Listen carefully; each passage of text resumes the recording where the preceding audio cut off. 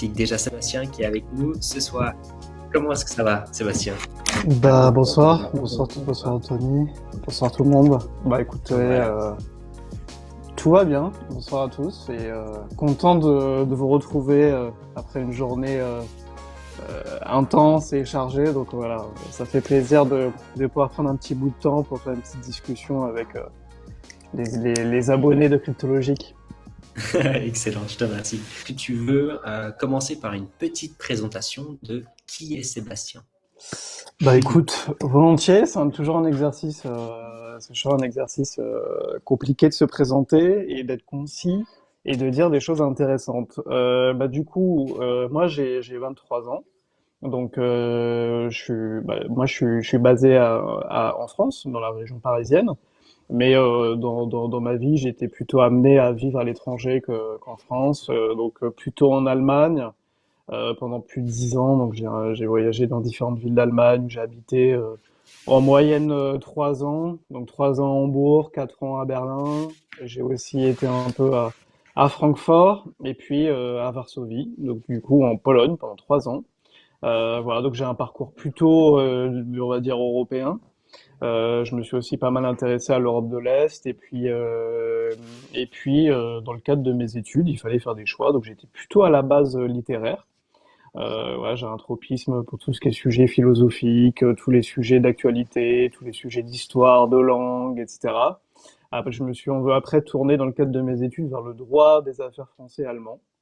Et puis après des expériences en cabinet d'avocat, etc. Je me suis dit que le cabinet d'avocat c'était pas trop fait pour moi, même si j'étais en corporate M&A, donc chez Clifford Chance à Francfort. Et puis après je me suis dit autant aller plutôt dans l'entrepreneuriat parce qu'il y a plus cette notion d'impact qui me parle. Et puis voilà, de fil en aiguille, j'en suis venu puisque je m'intéresse beaucoup à l'innovation, etc. Je me suis intéressé à l'univers de la blockchain.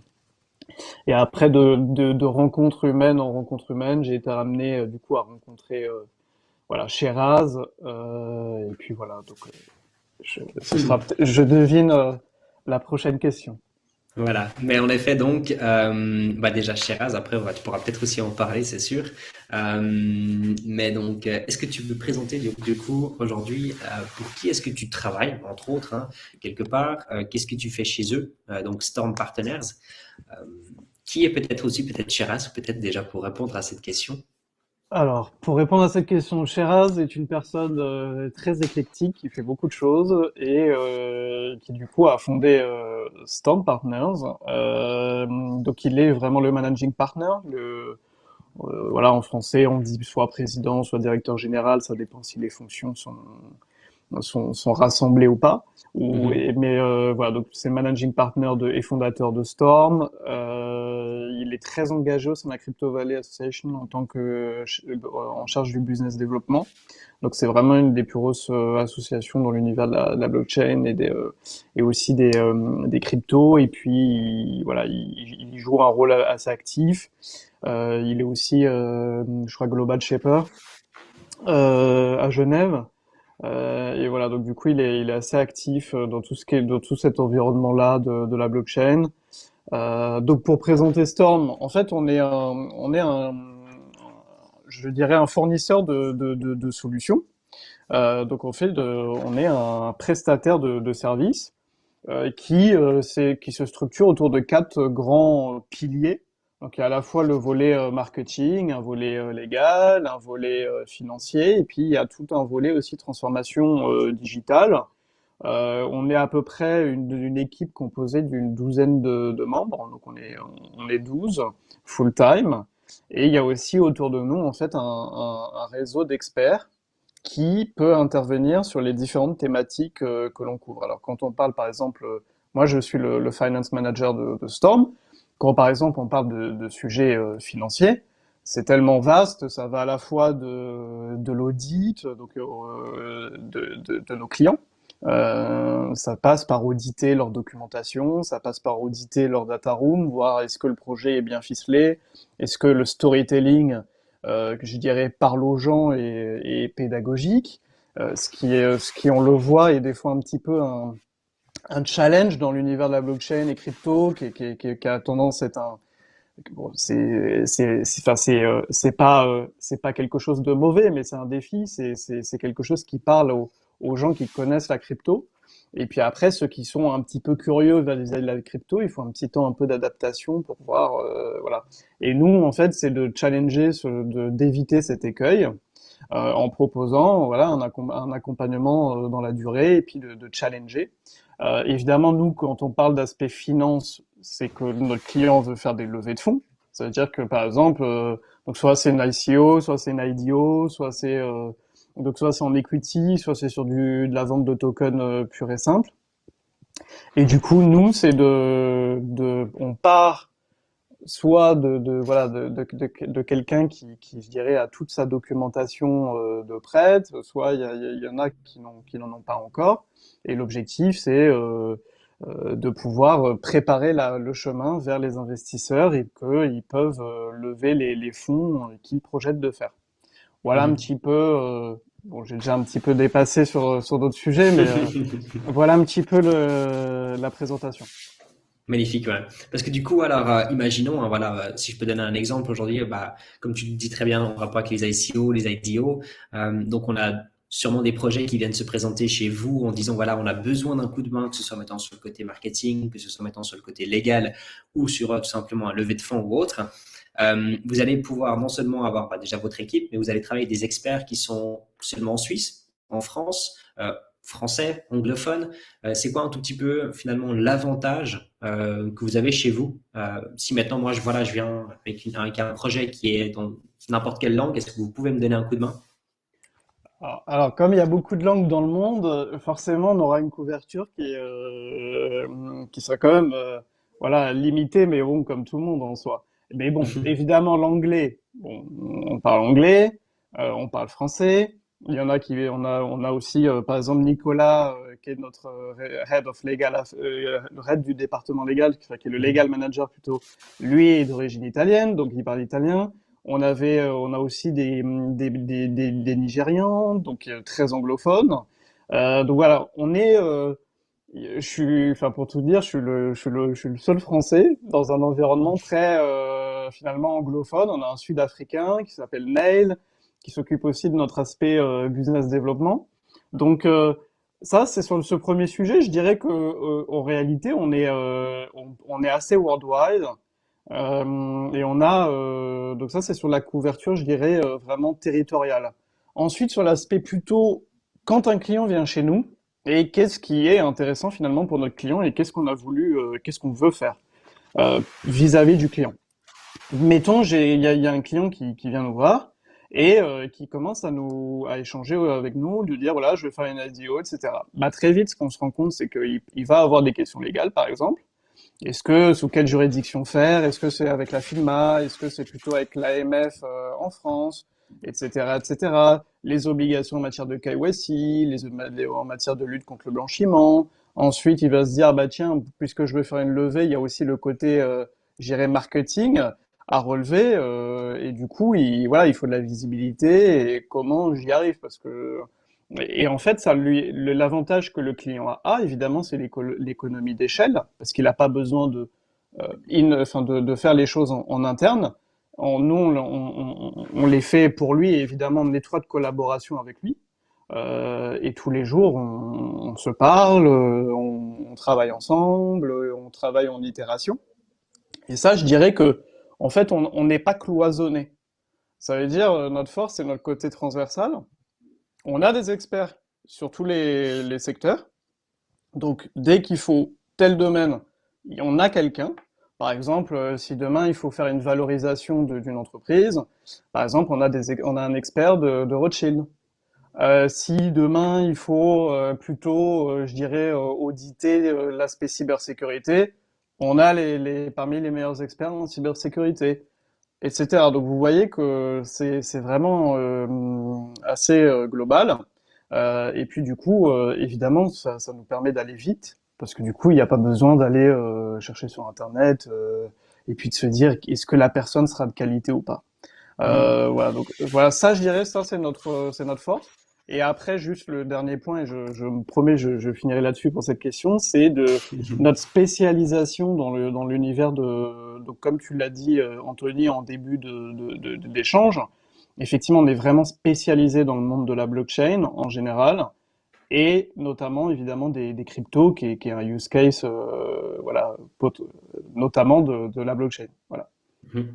Tout à fait, exactement. Parce que c'est vrai que bah, voilà, Sheraz, donc le CEO aussi derrière Storm Partners, a déjà un très joli background sur tout ce qui est justement networking aussi, qui a travaillé aussi à l'époque chez Smart Valor, une entreprise aussi basée à Zug, sur lequel voilà, il s'est beaucoup mis en relation avec des personnes et puis qu'il a vu finalement, alors tu me corriges hein, si je dis des bêtises, euh, c'est voilà un petit peu les discussions aussi que moi j'ai eu un petit peu avec Sheraz, que il y a un problématique aujourd'hui, c'est que bah, si on veut s'installer, moi, en tant qu'entreprise quelque part, eh ben, on n'a pas en fait spécialement des gens qui vont nous donner un gros coup de main sur tous les aspects différents. Et ça, c'est un petit peu la force donc, que vous pouvez aussi apporter. Ok, Tout à magnifique. fait. Bah, j'aurais pas pu dire mieux. Magnifique. Alors, du coup, toi, aujourd'hui, bah voilà, donc toi, tu es plutôt sur le côté des finances. Ton background à toi, est-ce qu'il vient de la crypto-monnaie, plutôt traditionnel? Est-ce que tu veux peut-être parler un tout petit peu de ton poste à toi aujourd'hui chez Storm Partners en tant que Sébastien? On sait que maintenant, voilà, tu es sur le côté des finances.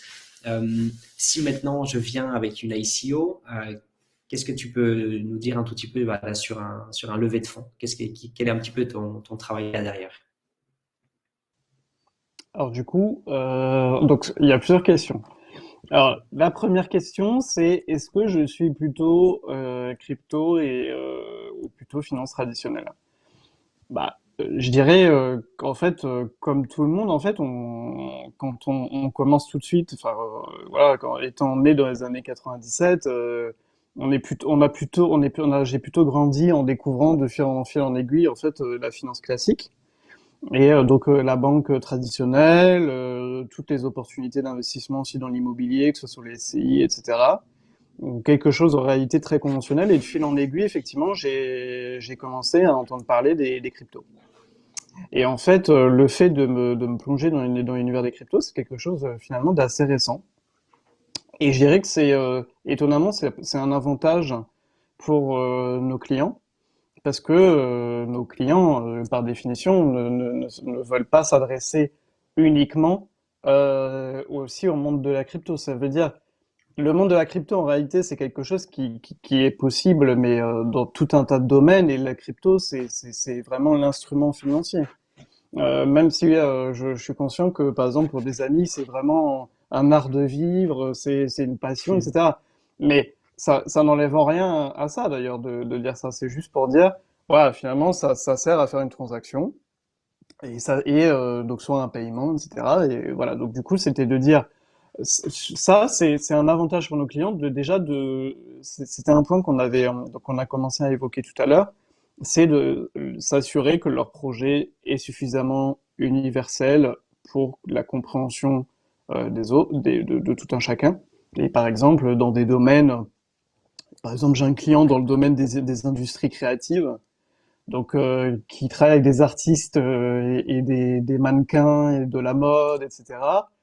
Bon, vous devinez que bon, s'il arrivait vous voyez, un langage très financier, très crypto, bah, en fait, il serait pas forcément compris. Et en fait, voilà, il passerait un petit peu à côté de. Donc, vous voyez, c'est toujours finalement une histoire d'équilibre. Et c'est un équilibre à trouver, voilà, comment entre l'aspect traditionnel et puis en même temps parler aux communautés de l'univers crypto. Et ça, c'est essayer de trouver comment faire des ponts entre tout ça, et puis d'avoir le storytelling aussi pour aller voir des investisseurs. Donc en fait, très concrètement, par exemple, j'aide des entreprises je commence souvent par élargir leur réseau. Et c'est de commencer un petit peu à les sortir un peu de leur zone de confort pour qu'en réalité, ils prennent un peu la température sur leur projet, de se dire, bah, est-ce que je suis bien en phase avec le marché? Est-ce que je suis pas un peu dans mon délire? Parce que moi-même, je suis entrepreneur. Je sais très bien que quand on a une idée en tête, ça fait pas de ça une idée très intelligible, enfin, ou compréhensible par tout le monde. Alors, il faut s'assurer, voilà, qu'il y ait bien un fit. Et en fait, ça commence évidemment par ça. Et puis après, c'est d'essayer de repérer les bonnes personnes pour le bon projet, d'organiser le rendez-vous. C'est aussi très souvent on me dit en rendez-vous, bah Sébastien, à quoi as-tu pensé en faisant cette mise en relation? Et du coup, il faut expliquer, voilà. Voilà. Donc après, ça c'est là où rentrent les négociations, on va dire, et la raison d'être, qui est de permettre la levée de fonds. Mhm. Tout à fait. Je pense que c'est une vision que beaucoup de personnes ont dans le monde de la crypto-monnaie sur des projets sur lesquels, quand ils vont le mettre en avant, que ce soit une ICO, surtout quand on parle d'ICO, c'est que, en fait, ils vont s'orienter sur la communauté crypto-monnaie et les fans de crypto en général. Donc, on va vraiment faire une publicité orientée vraiment que pour eux. Des fois, en écartant vraiment cette possibilité de se dire, mais toutes les personnes qui ne comprennent pas spécialement la crypto-monnaie ou la blockchain peuvent être des investisseurs potentiels. Mais vu qu'on n'a pas une présentation pour une personne de vulgariser finalement notre projet, eh ben en fait, c'est vrai que ça élimine beaucoup. Et puis au final, c'est vrai que qu'est-ce qu'on a besoin dans le monde de la crypto-monnaie? C'est des users. C'est de plus en plus des personnes qui rentrent dans le monde de la crypto-monnaie, qui vont commencer à tester des choses comme ça. Donc c'est là où tu peux aussi avoir un impact, du coup, et puis que tu rentres aussi en compte sur peut-être de plutôt proposer aussi des fois des projets qui ne sont pas assez mis sur le côté traditionnel, ou bien pour les personnes qui ne comprennent ou bien qui ne connaissent même pas la crypto, mais qui peuvent se dire, ah, c'est quand même peut-être un investissement intéressant. Tout à fait. Et en fait, ce qu'on se rend compte en réalité, c'est qu'il y a de plus en plus de personnes qui se mettent à la crypto. Puisque vous savez que là, maintenant, même dans la finance traditionnelle, le milieu que je connais, je dirais depuis un peu plus longtemps, c'est quelque chose. Voilà, les gros institutionnels aux États-Unis s'y mettent. Il y a BlackRock, il y a tout un tas de gros groupes. Et en fait, donc BlackRock, bon, il est connu pour être parmi l'un des plus gros gestionnaires d'actifs au monde.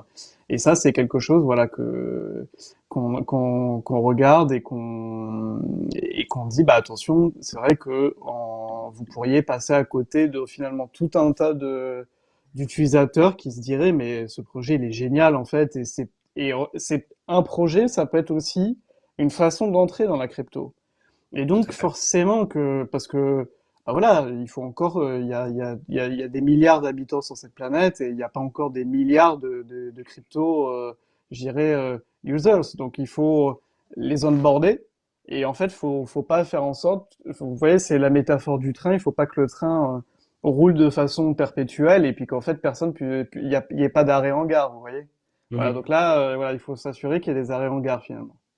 Je suis tout à fait d'accord avec toi. Je viens d'arriver en Belgique. J'ai encore rencontré moi-même mon oncle encore aujourd'hui, qui est quand même un petit peu dans la techno. Je lui ai parlé de mon live ce soir, et puis il m'a dit, moi, je ne connais rien de la crypto-monnaie, et j'étais vraiment choqué. Je pense qu'il y a vraiment encore une grande partie des gens, en effet, qui doivent vraiment encore avoir un petit peu cette éducation, et puis qu'en fait, c'est tout simplement parce qu'ils reçoivent soit la mauvaise communication, ou bien parce qu'on leur entend souvent parler de la crypto-monnaie. Finalement, c'est un investissement à haut risque. Souvent, c'est ça. Et puis ça s'arrête là. Mais ok, donc super, super intéressant. Si je peux aussi te poser la question, on a à peu près encore, je vois à peu près encore 10 minutes devant nous, donc ça c'est top. Euh, tu t'intéresses aussi quand même pas mal aussi à la politique. Est-ce que tu veux peut-être toucher un petit mot là-dessus?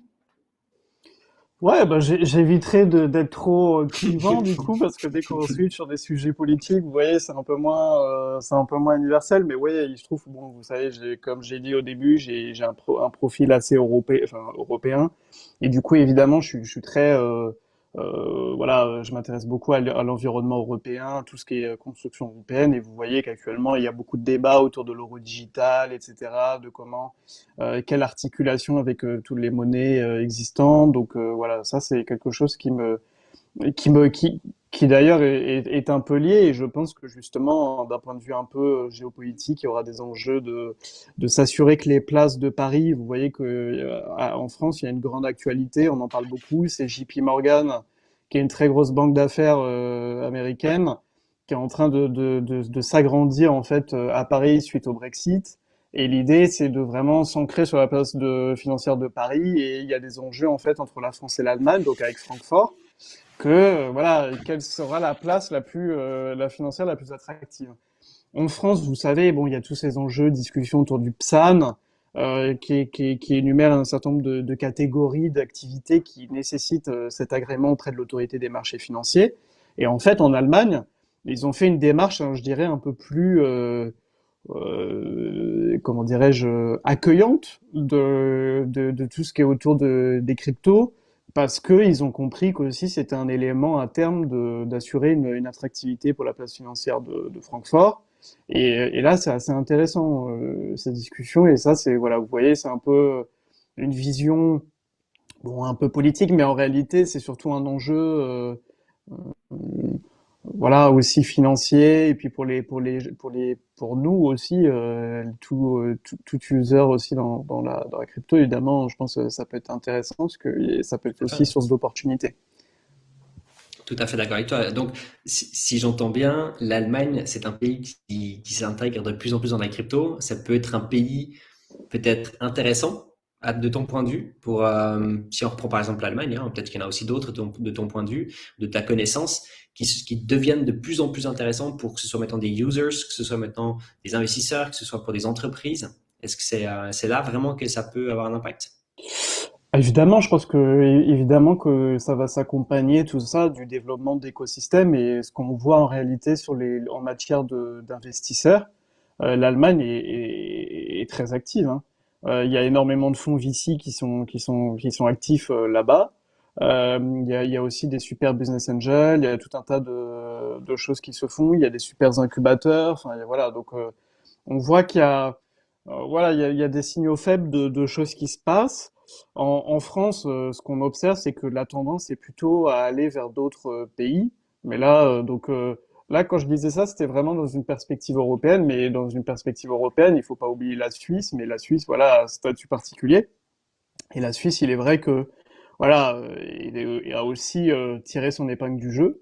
Et beaucoup de boîtes françaises, voilà, ont fait le choix d'aller plutôt vers se tourner vers la FINMA pour faire leur projet. Donc, et nous-mêmes, on le Mhm. voit là actuellement dans le cadre d'un projet qu'on aide, enfin pour lequel on travaille. Voilà, c'est vraiment ça qu'on observe aussi. Tout à fait, ouais, parce qu'en Suisse, bah, voilà, pour faire l'ouverture d'une SARL ou d'une SA ou d'une entreprise, de toute façon, il faut passer via la FINMA. C'est eux qui vont un petit peu donner ce petit stempel en disant, voilà, c'est tout bon, on peut l'accorder. Je suppose que vous travaillez beaucoup avec la FINMA ces temps. Exactement. Donc pas moi directement, mais effectivement Nicolas, notre legal manager, lui, voilà, travaille pas mal avec la FINMA. Donc évidemment moi ça a un impact évidemment sur les activités finances. Mais en tant que juriste, justement, je suis pas perdu dans cet environnement réglementaire. Tout ce qui est aussi autour de la LCBFT, donc vous savez, c'est tout ce qui est LCBFT AML, lutte contre le blanchiment d'argent, etc.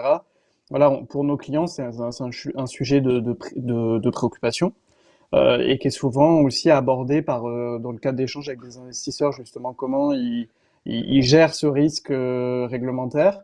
Et nous, c'est aussi nos missions, justement, de pouvoir leur apporter des réponses à la gestion de ces risques dans leurs activités.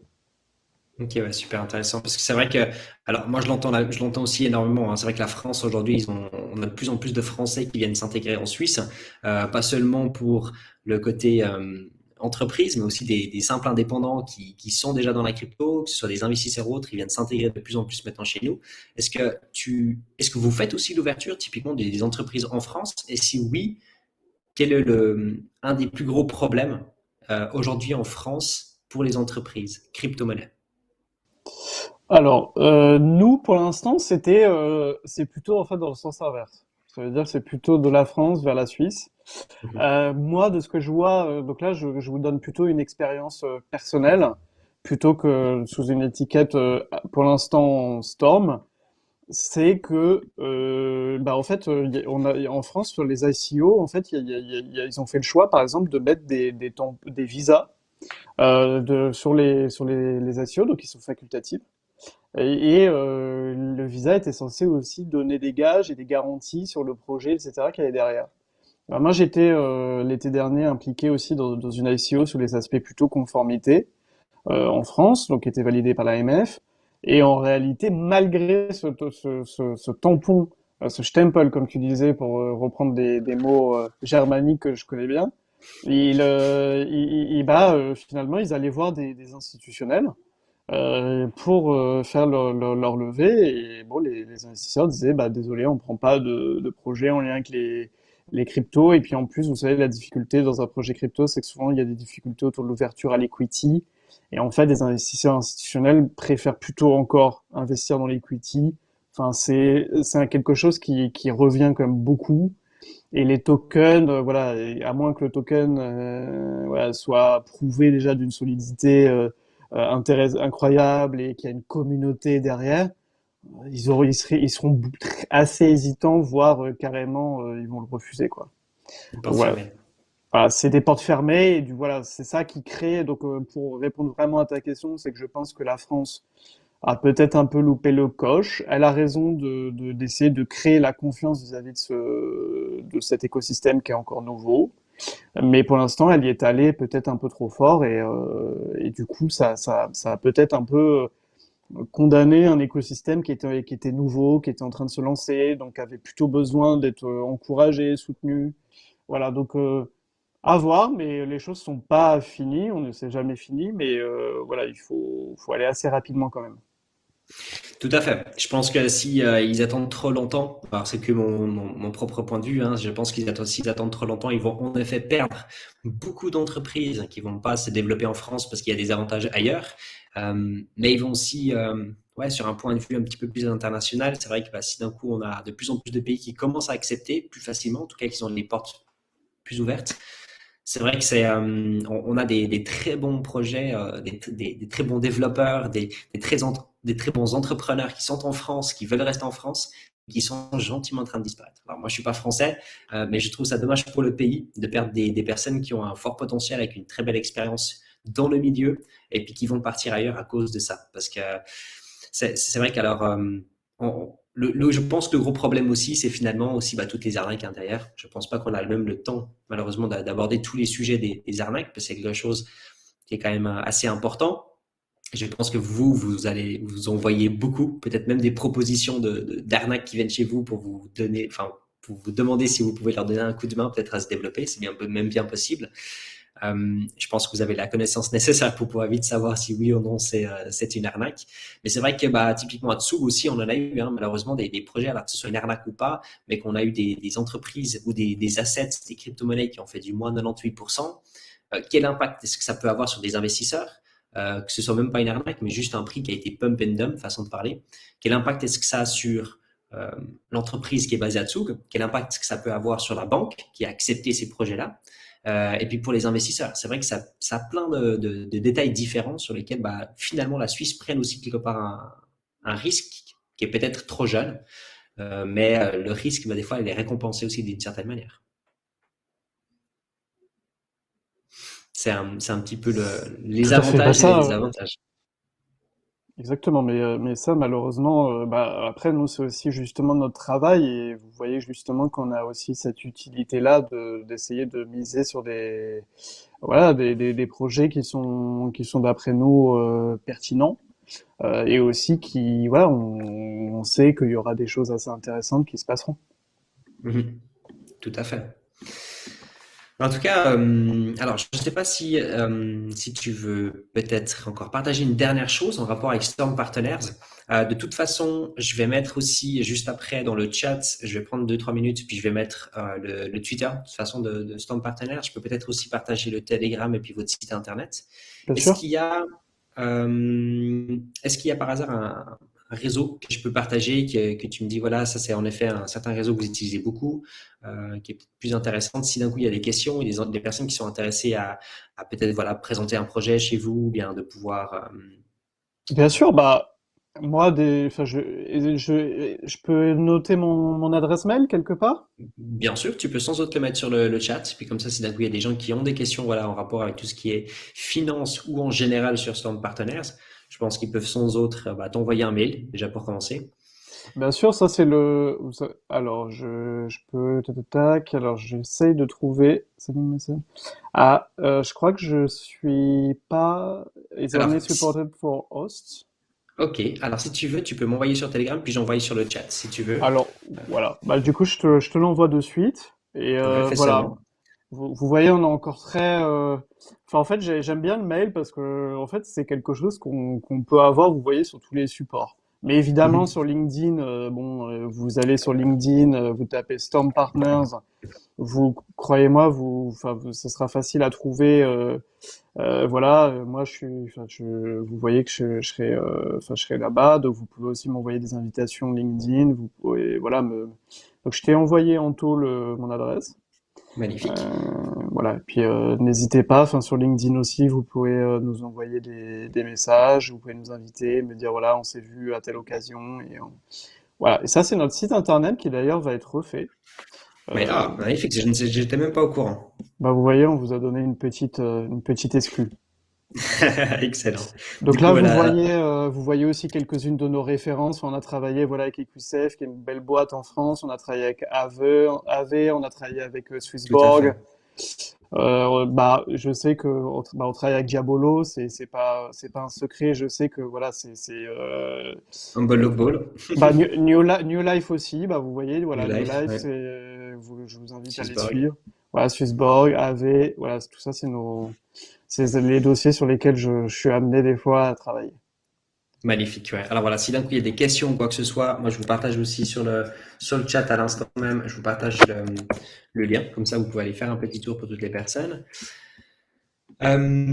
Alors c'était un live très court, hein, Sébastien, mais ce que je peux te proposer, c'est que bah voilà, on va pouvoir de toute façon reprendre cette vidéo, on va pouvoir aussi l'éditer puis on va le mettre sur YouTube, comme ça si d'un coup il y a des gens qui ont loupé le live, ils vont pouvoir aussi retrouver cette vidéo directement sur YouTube.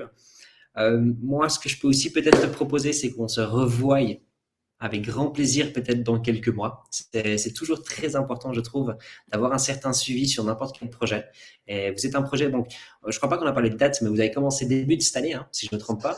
Euh, Alors, ça a commencé en fait, ouais, enfin, d'un point de vue corpo, enfin, je dirais structuration de la société, etc. C'était en milieu 2020.